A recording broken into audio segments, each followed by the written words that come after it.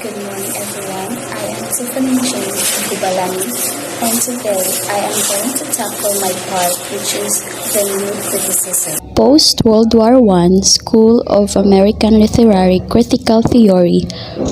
The new criticism definition is a new way of teaching literature by analyzing a work based only on that work's text.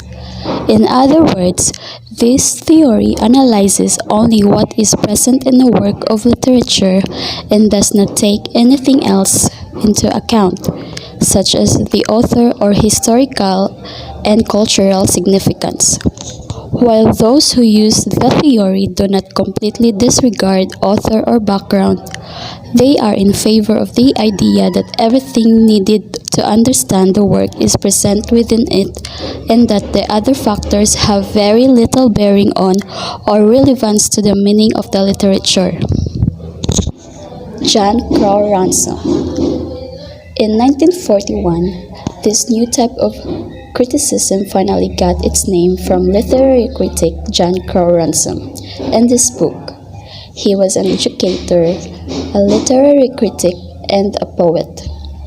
The new criticism, which provided some of the early principles of analyzing literature based only on its text.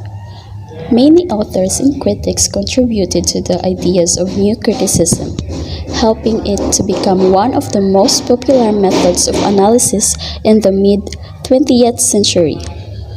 The technique employed in the new critical approach is close analytic reading of the text, or close reading approach. So, close reading is a method of literary analysis which focuses on the specific details of a passage or text in order to discern some deeper meaning present in it. The new critics, however, introduced refinements into the method. Early seminal works in tradition were those of the English critic I.A. Richards. Though the practices of close reading can be seen before the 20th century, literary critics like Ivor Armstrong Richards helped to refine the techniques into what is known as new criticism. Richards published Critical Criticism in 1929, a book that analyzed how people responded to poems that they did not know the author of. This helped to form the basis of new criticism and was expanded on by other authors such as William Epsom and T.S. Eliot. New critics, poetry was a special kind of discourse, a means of communicating feelings and thought that could not be expressed in any other kind of language.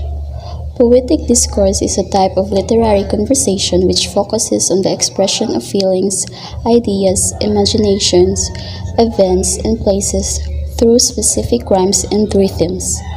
Poetic discourse makes use of common words in appealing ways to present feelings and emotions.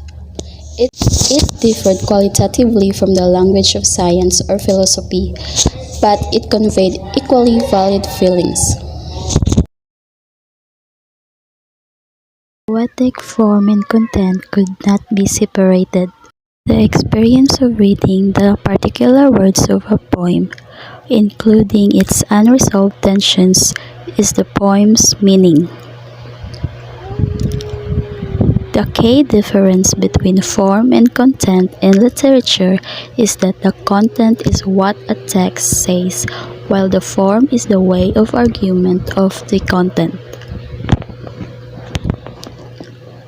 Form and content are the very important aspects of a text. It is not possible to disconnect the two and look at them as completely different components due to their inherent relation. Social literary critics. In this period of social change, it was natural for critics to consider literature in relationship to society and politics. So, literary critics, they are the ones who will judge and comment on the qualities and character of literary works. And critics should understand and consider the relationship of literature in society and politics, especially the relationship between literature and society, because literature indeed reflects the society, its good values and its ills.